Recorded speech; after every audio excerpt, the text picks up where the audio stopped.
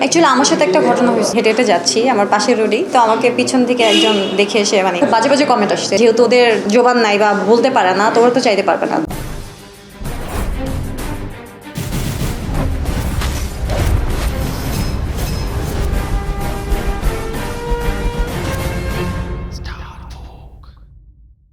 সবাই তো গা ভাসিয়ে দিচ্ছে ট্রেন্ডে, ভিউ ট্রেন্ড এটা তো থাকবেই, কিন্তু আমরা যারা অভিনয় করছি আমরা আমাদের মতো করে যাই না, সো এগুলোও চলে যাবে।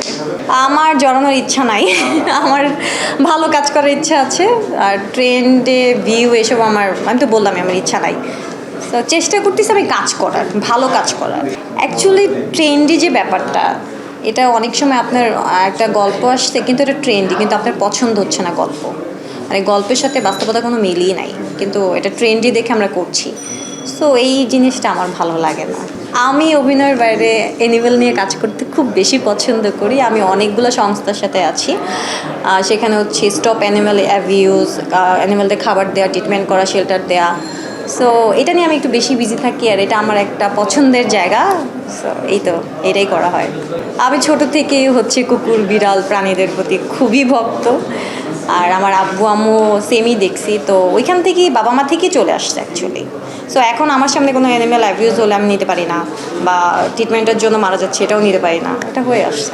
ফার্স্ট অফ অল আমাদের যে বাংলাদেশ বা আমাদের পাশে যে দেশ আছে ইন্ডিয়া, সো আমাদের এসব দেশে না মানে অ্যানিম্যাল অ্যাবিউজটা একটু বেশি হয়। লাইক আপনি খাবার দিতে পারছেন না, কিন্তু আপনি একটা ঠিকই পাথর মারছেন। সো এগুলো আমাদের স্টপ করতে হবে, মেন্টালিটি চেঞ্জ করতে হবে। আমরা যেমন আমি যেমন কুকুর বিড়ালের জন্য যখন খাবার নিয়ে যাই রাস্তা, তখন অনেকে আমাকে বলে যে মানুষ খেতে পারছে না, আপনারা কেন কুকুরকে খাওয়াচ্ছেন?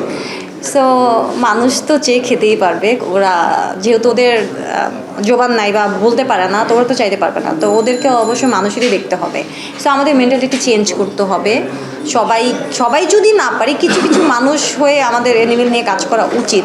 যেমন আমাদের চিড়িয়াখানার যে অবস্থা, খুব বাজে অবস্থা, এটা বন্ধ করতে হবে। কাঁটা বনের যে বাজে অবস্থা, আমরা কি মানে রোদের মধ্যে কীভাবে অ্যানিমেল আছে সেল করতেছি, সো এগুলো আমাদের অ্যাবিউজ বন্ধ করতে হবে ইনশাল্লাহ। এখন আমাদের বাংলাদেশের যারা আমাদের মতো ইয়াং জেনারেশন আছে, তারা এখন অ্যানিমেল নিয়ে খুব বেশি কাজ করে, খুব বেশি সিরিয়াস। সো ইনশাল্লাহ একদিন সব কিছুই ঠিক হয়ে যাবে, যেহেতু আমরা আছি, আর আপনারা দোয়া করবেন যেন আমরা এটা ঠিক করতে পারি।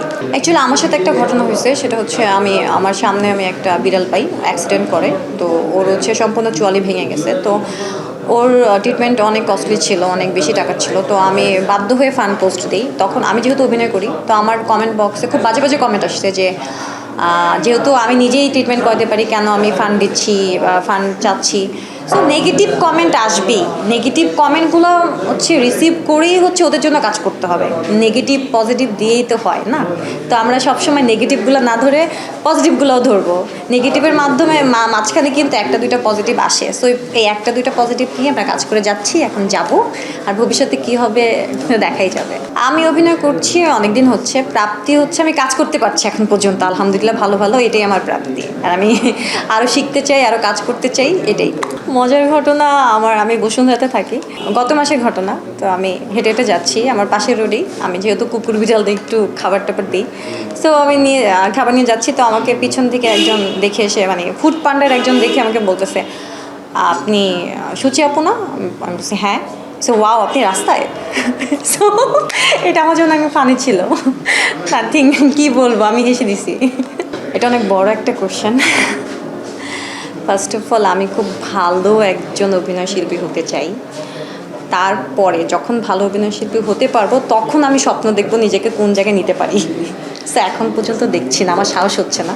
সো আগে সাহসটা অর্জন করি, তারপর নেক্সট ইন্টারভিউতে বলবো ইনশাল্লাহ।